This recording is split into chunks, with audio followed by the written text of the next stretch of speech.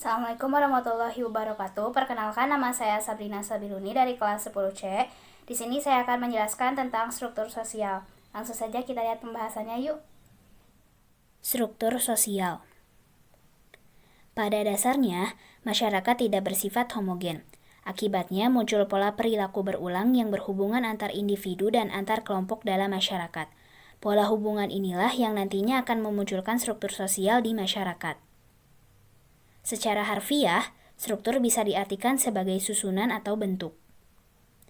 Menurut ilmu sosiologi, struktur sosial adalah tatanan sosial dalam kehidupan yang di dalamnya terkandung timbal balik antara status dan peranan yang mengacu pada keteraturan perilaku dalam masyarakat.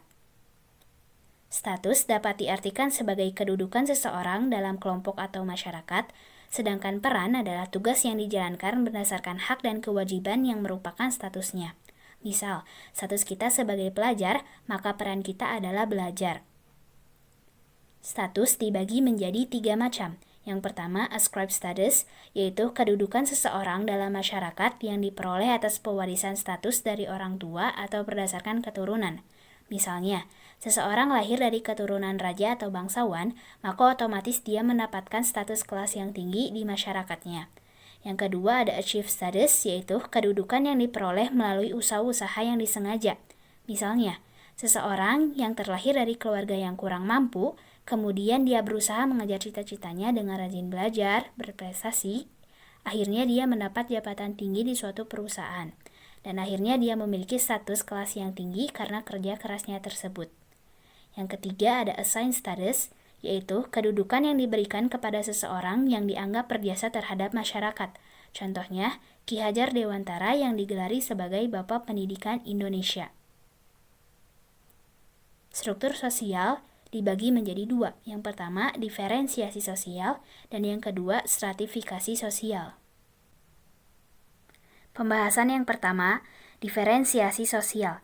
Diferensiasi sosial adalah klasifikasi terhadap perbedaan-perbedaan atau penggolongan masyarakat secara horizontal atau mendatar atau sejajar. Jadi, walaupun masyarakat berbeda-beda, tapi tidak ada yang tinggi dan tidak ada yang rendah. Diferensiasi sosial ditandai dengan adanya perbedaan berdasarkan ciri-ciri, yaitu ciri fisik, ciri sosial, dan ciri budaya. Ragam diferensiasi sosial ada 5. Yang pertama ras, yang kedua suku bangsa, yang ketiga agama, yang keempat mata pencaharian, dan yang kelima jenis kelamin dan gender. Yang pertama, diferensiasi ras. Menurut Harton and Hunt, ras adalah suatu kelompok manusia yang agak berbeda dengan kelompok lainnya dalam segi fisik bawaan. Diferensiasi berdasarkan ras merupakan pengelompokan manusia berdasarkan ciri fisik. Contohnya, ras Mongoloid, ras Kaukasoid, dan ras Negroid.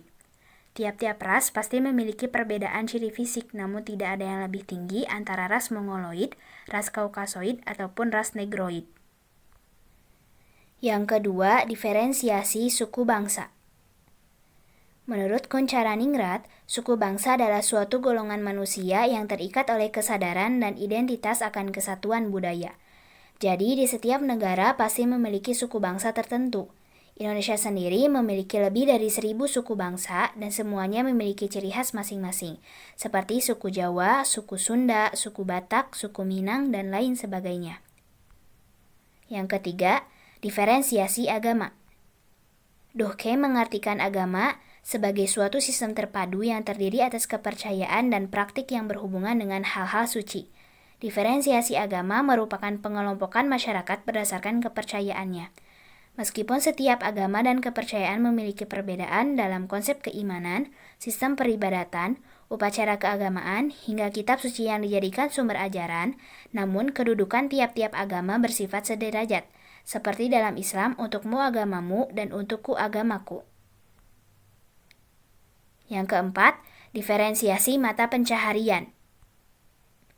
Apabila dicermati, masyarakat di sekitar kita memiliki keberagaman profesi atau mata pencaharian, tapi tiap-tiap mata pencaharian bersifat setara antara satu mata pencaharian dengan mata pencaharian lain tidak dapat dibandingkan untuk menentukan baik atau buruk suatu pekerjaan.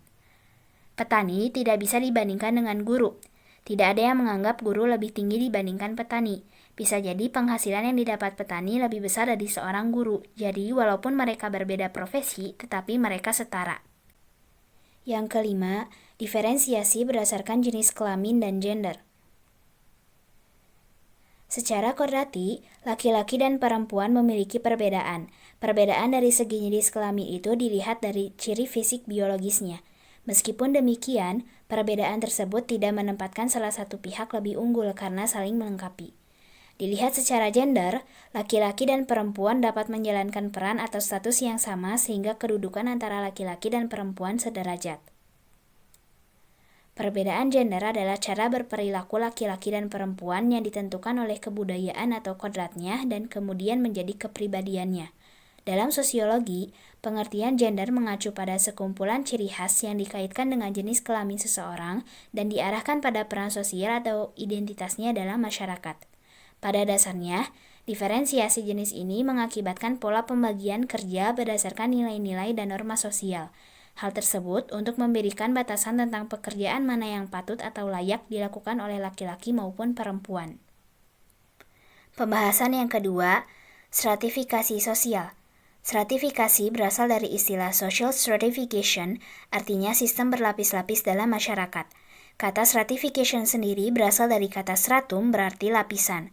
Stratifikasi sosial dapat diartikan sebagai pembedaan masyarakat ke dalam kelas-kelas secara bertingkat atau secara hierarkis. Dapat disimpulkan, stratifikasi sosial adalah klasifikasi terhadap perbedaan-perbedaan atau penggolongan masyarakat secara bertingkat sehingga menyebabkan adanya kelas sosial. Dasar stratifikasi sosial ada 5, yaitu kekayaan, kekuasaan, kehormatan, keturunan, pendidikan, dan ilmu pengetahuan. Sifat stratifikasi sosial ada 3. Yang pertama, stratifikasi sosial terbuka. Yang kedua, stratifikasi sosial tertutup. Dan yang ketiga, stratifikasi sosial campuran. Yang pertama, stratifikasi sosial terbuka. Stratifikasi sosial terbuka yaitu memberikan kesempatan bagi setiap orang untuk naik atau turun dari strata satu ke strata lain dalam masyarakat yang tergantung dengan usaha kecakapan yang dimiliki seseorang dengan jalan bekerja keras. Jadi masyarakat bisa naik ke kelas yang lebih tinggi, bisa juga dia jatuh ke kelas yang lebih rendah dibanding kelas dia sebelumnya. Misalnya, seseorang yang terlahir dari keluarga yang kurang mampu, kemudian dia berusaha menggapai cita-citanya dengan rajin belajar dengan berprestasi, yang akhirnya dia mendapat jabatan tinggi di suatu perusahaan. Maka akhirnya dia berada dalam status kelas yang tinggi karena kerja kerasnya tersebut. Contoh lain, seorang pedagang yang sukses pada suatu saat mengalami kebangkrutan. Maka si pedagang tersebut mengalami penurunan strata yang hasilnya dari strata tinggi turun menjadi ke strata rendah. Yang kedua, stratifikasi sosial tertutup.